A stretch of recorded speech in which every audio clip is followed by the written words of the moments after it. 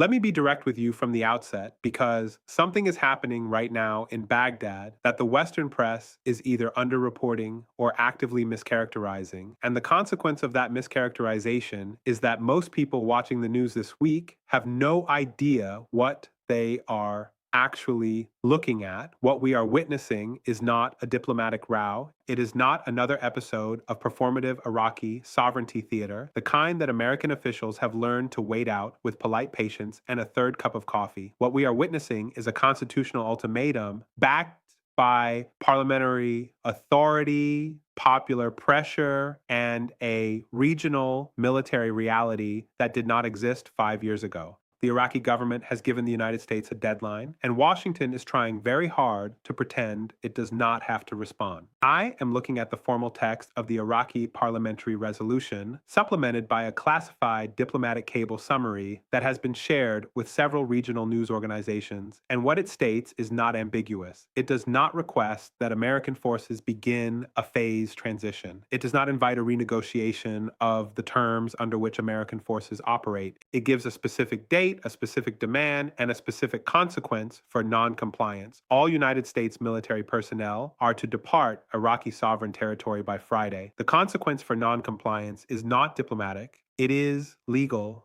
Iraqi authorities have explicitly reserved the right to treat any American forces remaining after that deadline as an unlawful occupying presence under Iraqi constitutional law, which carries implications that American military lawyers are, at this very moment, working overtime to analyze. In the next 18 minutes, I am going to walk you through why this ultimatum is real, why Washington cannot simply wait it out the way it has waited out similar pressure in the past, and why what happens in the next 72 hours will define the trajectory of American military presence in the Middle East for the next decade. This is not a local story. Subscribe now if you have not already, because the mainstream coverage of what is happening in Baghdad right now is missing the most important dimensions almost entirely. Let us begin with context, because the American political media tends to treat this ultimatum as if it appeared from nowhere, as if some faction of Iraqi politicians woke up one morning recently and decided to manufacture a crisis. That is not what happened. This is the product of a 10-year accumulation of grievances, legal frameworks, and regional power shifts that have been building with the inevitability of geological pressure.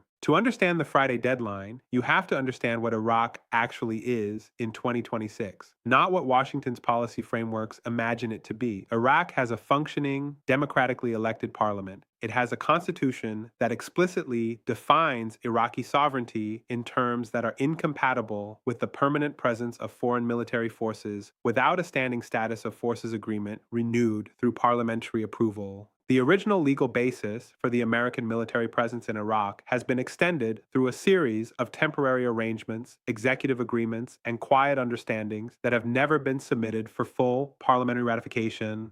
Iraqi legal scholars have been pointing this out for years. The parliament has been building toward this moment through procedural steps, through committee deliberations, through preliminary resolutions for at least 3 years. The Friday deadline is not a sudden escalation. It is the culmination of a legal and political process that American officials chose not to take seriously. According to reporting by Al Monitor and confirmed by multiple Iraqi parliamentary sources cited in Reuters, the resolution passed with a majority that crossed sectarian lines, which is the specific detail that American analysts have consistently failed to anticipate. The narrative in Washington has long been that anti-American sentiment in Iraq is confined to Iran-aligned Shia factions, and that Sunni and Kurdish political forces can be relied upon to moderate any serious push toward American withdrawal. That narrative is wrong. The Friday ultimatum has support from Shia political blocs, from significant Sunni parliamentary factions who have calculated that the political cost of appearing to protect American forces exceeds whatever security benefit they provide, and from Kurdish figures who have their own grievances with Washington's failure to deliver on specific commitments made during the counter-ISIS campaign. Subscribe if you are watching this and realizing you are not getting this level of analysis anywhere else. Now let us talk about why Washington cannot simply ignore this the way it has ignored similar pressure before. Announcement number one, contraband illegal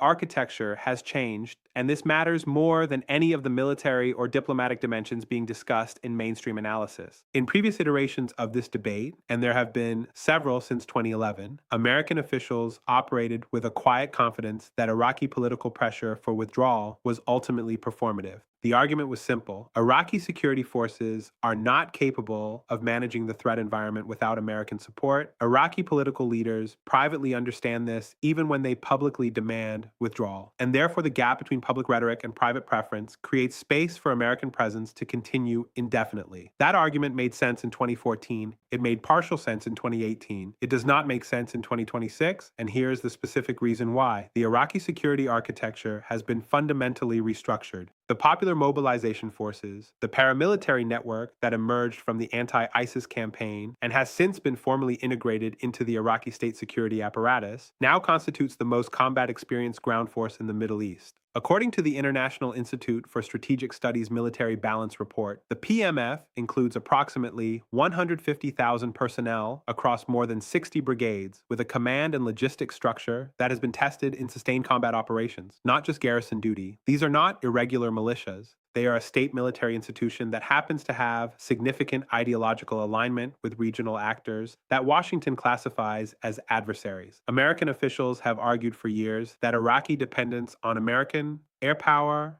intelligence sharing, and military logistics creates an irreplaceable dependency that prevents any serious withdrawal. This argument has been steadily undermined by the expansion of Iraqi drone capabilities, the development of Iraqi air defense systems with regional partner support, and crucially, the establishment of direct logistics and intelligence sharing arrangements between Iraqi security forces and Iranian, Russian, and Chinese counterparts. The dependency Washington relied upon has been systematically reduced, not eliminated, but reduced to the point where Iraqi military planners believe they can manage the security environment without the American presence that was previously seen as essential. Received. That is announcement number one. There is an additional dimension to the legal architecture change that deserves specific attention because it speaks to the long-term irreversibility of what is happening. American officials have historically argued that the security partnership with Iraq is valued by Iraqi leaders privately, even when they criticize it publicly, that the gap between public rhetoric and private preference allows American presence to continue regardless of what Iraqi politicians say in parliament. That argument depended on Iraqi leaders facing a security environment they could not manage without American support. As I described, that dependency has been systematically reduced, but it has also been undermined by a change in the domestic political calculus of Iraqi leadership itself.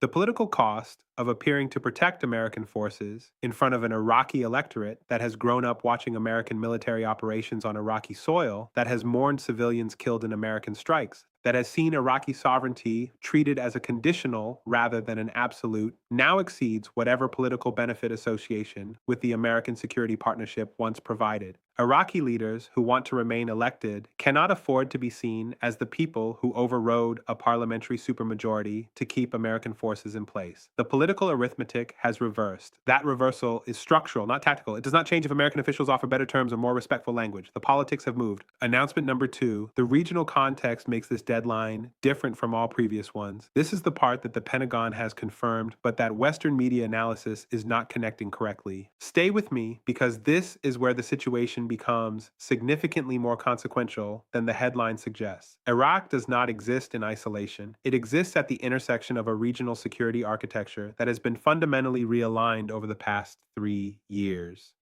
The Abraham Accords era assumption that Arab states were converging toward an American-Israeli security framework that would marginalize Iran and create a new regional order, and Pawan, has not held. Saudi Arabia and Iran restored diplomatic relations in 2023. The Gulf Cooperation Council states have been quietly expanding economic and diplomatic ties with Tehran while simultaneously maintaining relationships with Washington. Syria has been reintegrated into the Arab League. The regional diplomatic environment in which American military presence in Iraq was embedded has changed substantially, and with it, the political calculations of every Iraqi actor who previously supported or tolerated that presence. The specific trigger for the Friday ultimatum was a series of American strikes against what Iraqi officials describe as legitimate state security infrastructure Three separate incidents in the past 4 months involved American military action on Iraqi sovereign territory, action taken without prior notification to Iraqi government authorities, and justified under the same broad authorities that American military lawyers have been stretching since 2001. The Iraqi government's formal diplomatic protest after the first incident received a response from Washington that Iraqi officials described as, and I am quoting from the Iraqi Foreign Ministry statement directly, disrespectful of Iraqi sovereignty and inconsistent with the terms of any bilateral security partnership. The second incident produced a more forceful protest. The third incident produced the parliamentary resolution and the Friday deadline. According to multiple Iraqi officials cited by Middle East Eye, Prime Minister al-Sudani has privately communicated to American counterparts that he cannot and will not extend the current arrangement in the face of parliamentary pressure, and that any attempt by Washington to treat the deadline as non-binding will trigger a formal request to the United Nations Security Council to address what Iraq would characterize as an unauthorized military occupation received. That is announcement number 2. Let me be very specific about what the phrase legal consequences actually means in this context, because the American political discussion of the Iraq ultimatum has been treating it as rhetorical.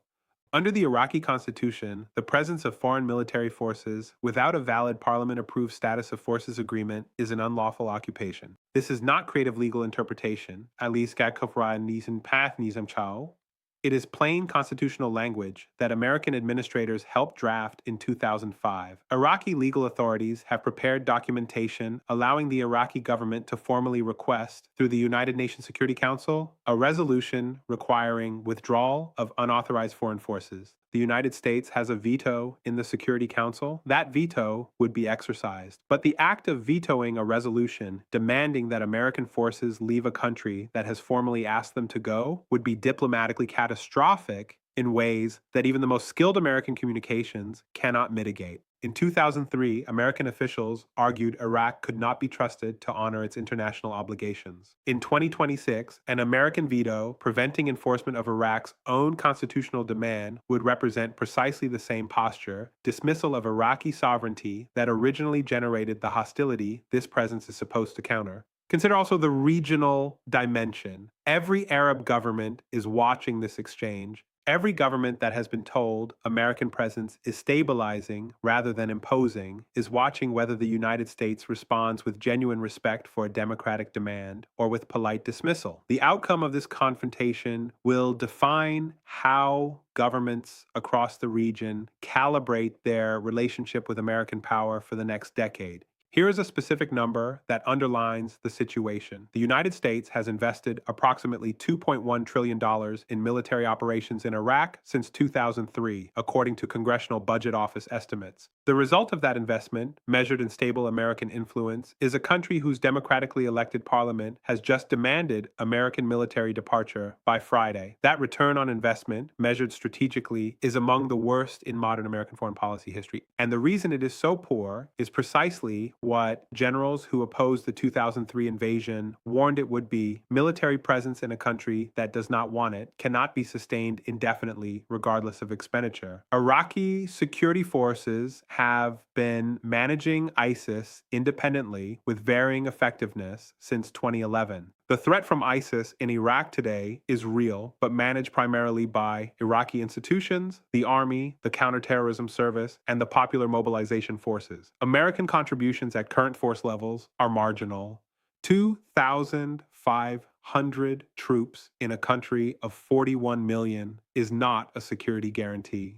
It is a tripwire, a presence whose primary function is political rather than military, signaling ongoing American commitment without providing actual capacity to alter the security situation if it seriously deteriorates. Announcement number 3, and this is the one that connects everything. Washington's response to this ultimatum is not primarily a military or legal calculation. It is a domestic political calculation, and that calculation is producing exactly the wrong response. Now let us talk about what is really happening behind the statements and the press briefings, because there are two conversations occurring simultaneously, and the American public is only being shown one of them. There is something else happening inside Washington that the official statements conceal. Multiple former American officials who served in Iraq policy roles, speaking to journalists on background, have described an internal administration debate that is not about whether to comply with the Iraqi demand, but about how to manage the domestic political narrative of compliance. The core argument among those advising the administration, according to reporting by The Intercept and Politico, is not can we stay, but how do we leave in a way that does not look like we were forced out. This is a meaningful distinction. It means that at the level of serious policy analysis, the question of whether American forces remain in Iraq past Friday has largely been answered. The remaining question is one of framing and timing. The American public deserves to hear that answer directly rather than through the management of appearances. The Friday deadline is not a crisis that Washington is resisting. It is a reality that Washington is trying to accept gracefully. The posture of resistance is a performance for domestic audiences, a performance that serves the political interests of officials who do not want to be characterized as presiding over another withdrawal from the Middle East, regardless of whether that withdrawal is strategically sound. The public conversation is about American counterterrorism requirements, ISIS resurgence risk, and the strategic importance of maintaining a footprint in a country that borders Iran, Syria, and Saudi Arabia. These are real considerations. They are not fabricated, but they are being used to justify a position that American officials know is legally and politically untenable because the alternative, acknowledging that American forces may have to leave, carries domestic political costs that no administration official wants to be the first to absorb. The private conversation, documented in reporting by The Intercept and Al Akhbar, and consistent with what several former American military officials have said on background, is considerably more nuanced. Several senior American military commanders have privately concluded that the current footprint in Iraq, approximately 2,500 troops in a small number of bases, is militarily insufficient to accomplish any of the strategic objectives it is nominally there to serve, is politically toxic to the Iraqi government that American policy depends upon, and creates ongoing friction that serves Iranian strategic interests by providing a continuous recruitment narrative for anti-American actors. In other words, the forces are too few to be strategically decisive and too present to be diplomatically neutral. Think carefully about what that means. A military presence that is simultaneously too small to matter militarily and too large to ignore politically is not a strategic asset. It is a strategic liability masquerading as presence. The Friday deadline is not creating this problem. It is forcing a decision about a problem that American strategic planners have been aware of and unwilling to confront for years. American officials responded to the ultimatum with a statement expressing respect for Iraqi sovereignty while emphasizing the importance of the security partnership and indicating that discussions are ongoing. This has not notably changed the situation on the ground or the approaching calendar, nor has it changed the view among Iraqi political analysts that the gap between American rhetoric and American practice on Iraqi sovereignty has been the defining characteristic of the relationship since 2003. American officials consistently speak of partnership and respect. Iraqi officials have consistently experienced a relationship in which American decisions about Iraqi territory, Iraqi airspace, and Iraqi security are made in Washington and communicated to Baghdad as established facts rather than discussed as bilateral decisions. The Friday ultimatum is not an aberration in this relationship. It is the accumulated result of 20 years of that pattern being experienced, documented, and eventually, inevitably, responded to. If you operate a business with any international logistics component, or if you have investments in Gulf energy markets, what happens in Baghdad over the next 72 hours is not a foreign policy story. It is a supply chain story, a risk premium story, and a story about the reliability of American security commitments in the region on which your investment assumptions may depend. This pattern has played out before in a different geography, but with the same structural logic. The Soviet withdrawal from Afghanistan in 1989 was not the result of military defeat in any conventional sense. The Soviet military retained significant capacity throughout the withdrawal period. It was the result of a political calculation made in Moscow after nearly a decade of grinding attrition that the political, financial, and human costs of maintaining a presence in a country that did not want it exceeded any conceivable strategic benefit.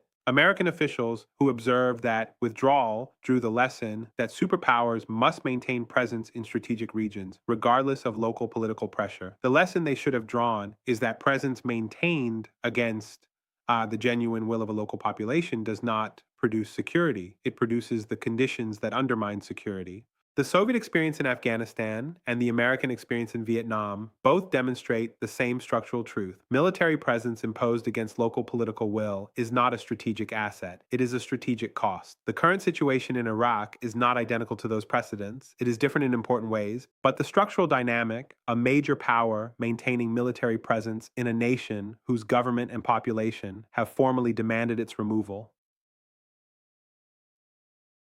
is recognizable, and the historical record of how such situations resolve is not encouraging for the power that refuses to hear the demand. So, where does this leave us? Three clear paths. Path 1, genuine negotiation. Washington uses the Friday deadline as leverage to initiate a real conversation about what a reform, genuinely bilateral security partnership with Iraq would look like, one with Iraqi parliamentary ratification, defined and limited scope, transparent authorities, and genuine Iraqi control over the terms of American operations on Iraqi soil. This path requires Washington to accept a significantly reduced footprint and significantly constrained operating authorities. It is the path most likely to produce a sustainable, long-term relationship. It is also the path that requires the most difficult political concessions in the short term. Path 2, manage defiance. Washington announces that it is taking the Iraqi demand under serious consideration, initiates negotiations that are designed to extend past the Friday deadline, and relies on Iraqi governmental ambivalence and American leverage over Iraqi financial systems and weapons procurement acquis to create de facto continuation beyond the stated deadline. This has worked in the past. It is less likely to work now, given the parliamentary dynamics, the regional context, and the specific commitments Iraqi political leaders have made publicly. It risks producing a crisis that is worse than the one it is designed to avoid. Path 3, genuine withdrawal with conditions. Washington announces that it will comply with the Iraqi demand, begins a genuine transition of counterterrorism functions to Iraqi security forces and to intelligence partnerships that do not require military presence, and reframes the relationship as a diplomatic and economic partnership rather than a security dependency. This path is the most honest response to the actual situation, and it is the path that a majority of American strategic analysts who are not currently inside the government have been quietly recommending for at least 2 years. I think we are on path 2 for the next 72 hours and potentially shifting to path 3 if the domestic political environment shifts in Washington. The indicator to watch is not what the State Department says. The indicator to watch is whether any American officials begin using the phrase responsible transition in public statements. That phrase, when it appears, signals that the private decision has already been made. Tell me in the comments what you think happens after Friday if American forces do not leave. Tell me whether you think the Iraqi government has the political will to follow through on the legal consequences it has threatened. We will be covering every development as it happens. That is what this channel does every single day. Subscribe now, share this with everyone trying to understand what is actually at stake in Baghdad this week. Turn on notifications because this situation will move fast, and we will see you in the next one.